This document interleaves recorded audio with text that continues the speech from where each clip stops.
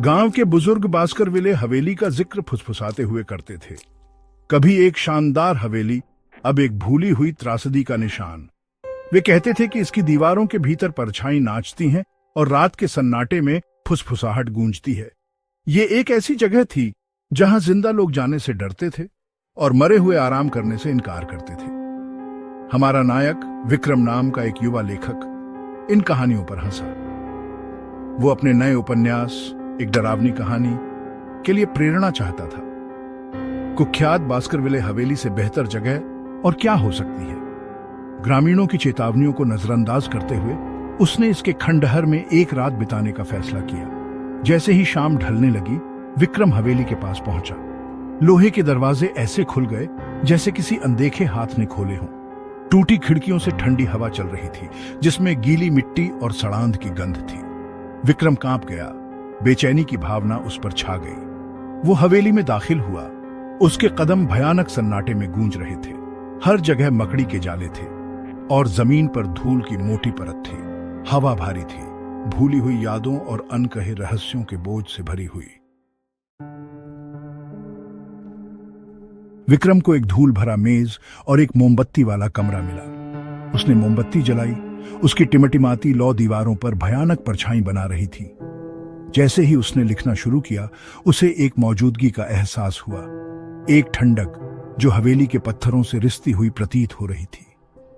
दालान से कदमों की आवाज गूंजी, धीमी और सोची समझी। विक्रम रुक गया। उसका दिल तेजी से धड़क रहा था। उसने सुनने की कोशिश की, लेकिन आवाज एक बेचैन करने वाले सन्नाटे में गायब हो गई। उसने खुद को समझाने की कोशिश की कि यह उसकी कल्पना है, हवेली की भयावह प्रतिष्ठा का नतीजा। घंटे बीत गए। विक्रम ने बुखार से लिखा। फर्श के तख्तों की हर आवाज, हवा की हर सरसराहट उसकी रीढ़ की हड्डी में कंपकंपी भेज रही थी। फिर उसने उसे फिर से सुना। बगल वाले कमरे से एक महिला के रोने की आवाज आ रही थी। वो सावधानी से दरवाजे के पास पहुंचा। उसका हाथ कांप रहा था। जैसे ही वो हैंडल तक पहुंचा, हवा और ठंडी हो गई, सड़ांध की बदबू और तेज हो गई। उसने गहरी सांस ली और दरवाजा खोल दिया। कमरा खाली था। टूटी खिड़की से चांदनी आ रही थी, हवा में नाचते धूल के कणों को रोशन कर रही थी। रोना बंद हो गया था। जैसे ही विक्रम जाने के लिए मुड़ा, उसने कुछ अजीब देखा। दीवार में बनी हुई किताबों की अलमारी में थोड़ा सा गैप था। जिज्ञासा उसके डर पर हावी हो गई।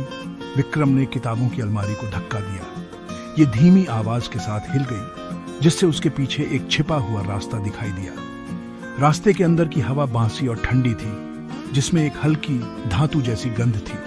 वो एक पल के लिए झिझका, फिर जवाबों की प्यास से प्रेरित होकर वो अंदर चला गया। रास्ता संकरा और अंधेरा था। जमीन उसके पैरों के नीचे असमान थी।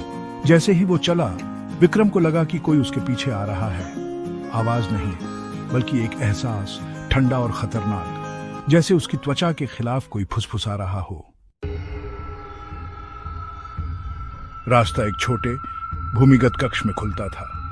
कक्ष के बीच में एक संदूक पड़ा था, जिसकी धातु समय के साथ धूमिल हो गई थी।